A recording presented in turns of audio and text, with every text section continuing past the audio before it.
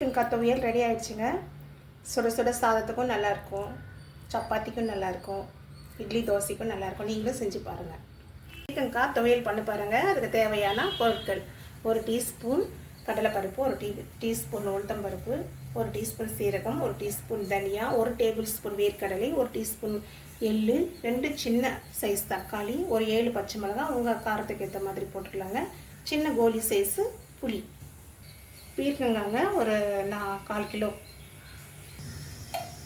இப்போ கடாயில் எண்ணெயை சேர்த்துக்கலாங்க. 2 டேபிள் ஸ்பூன்.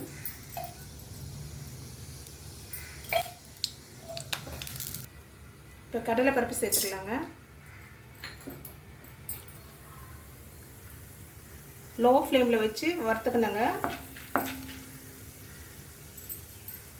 இப்போ உளுத்தம்பருப்பும் சேர்த்துக்கலாம். கொஞ்சம் வறுபட்ட பிறகு தனியா, சீரகம் சேர்த்துக்கலாம். பருப்பு கொஞ்சம் வறுபட்ட பிறகு தனியா, சீரகம் பிறகு 1 செகண்ட் வறுபட்ட பிறகு வேர்க்கடலை சேர்த்துக்கலாங்க.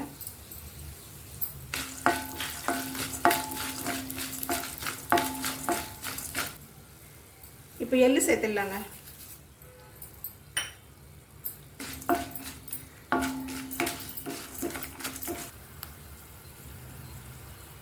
இப்போ எல்லாம் வறுபட்டுடுச்சுங்க. தட்டுக்கு மாற்றிக்கலாம். தட்டுக்கு இது எல்லாமே தட்டுக்கு மாற்றி ஆற வச்சிடலாங்க. இப்போ கொஞ்சம் எண்ணெய் இருக்குங்க, அதோட 1 ஸ்பூன் எண்ணெய் சேர்த்துக்கலாம். எண்ணெய் சூடாகுது. பச்சை மிளகாய் சேர்த்துக்கலாம்.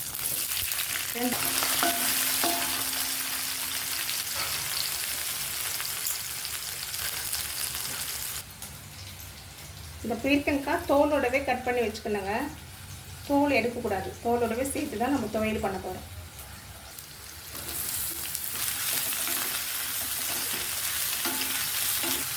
பீர்க்கங்காய் ஒரு 5 நிமிஷம் லோ ஃப்ளேமில் வதக்கணுங்க.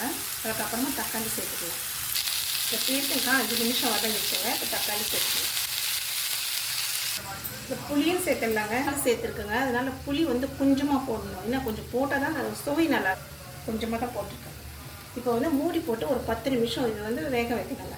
சேர்த்துருக்குங்க. அதனால இப்படி தக்காளி வந்து நல்லா வதங்கணுங்க. அப்போ தான் டேஸ்ட் நல்லாயிருக்கும். இப்போ ஒரு 10 நிமிஷம் மூடி போட்டு வச்சிடலாம். வதக்கணுங்க. இப்போ மூடி எடுத்து ஒரு 5 நிமிஷம் வதக்கணும். தக்காளி நல்லா வதங்கணுங்க. தக்காளி நல்லா வதங்கி வரணுங்க. அப்போ தான் துவையல் நல்லா டேஸ்ட்டாக இருக்கும். தக்காளி நல்லா வதங்கிடுச்சுங்க. பீர்க்கங்காயும் வெந்துடுச்சு. இப்போ ஆற வச்சு மிக்சியில் போட்டுடலாம். மிக்சியில் சேர்த்துடலாங்க. தேவையான அளவு உப்பு சேர்த்துக்கலாங்க. இப்போ கோர்ஸை பவுடர் பண்ணிக்கலாங்க. இப்போ இந்த காயை ஆறிச்சுங்க. இது சேர்த்துடலாம். இதில் தண்ணி இல்லாமல் அரைக்கணுங்க. தண்ணி இல்லாமல் கொரப்பாக அரைச்சிக்கலாங்க.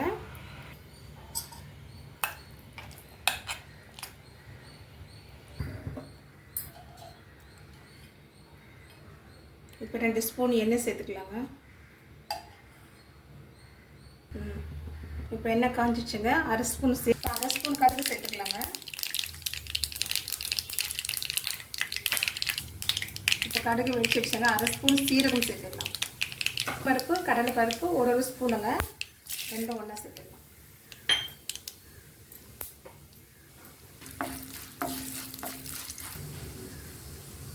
இப்போ 2 காஞ்ச மிளகாங்க கிள்ளி போட்டுக்கலாம். ஒரு 1/4 டீஸ்பூன் மஞ்சளுங்க. கருவேப்பிலை,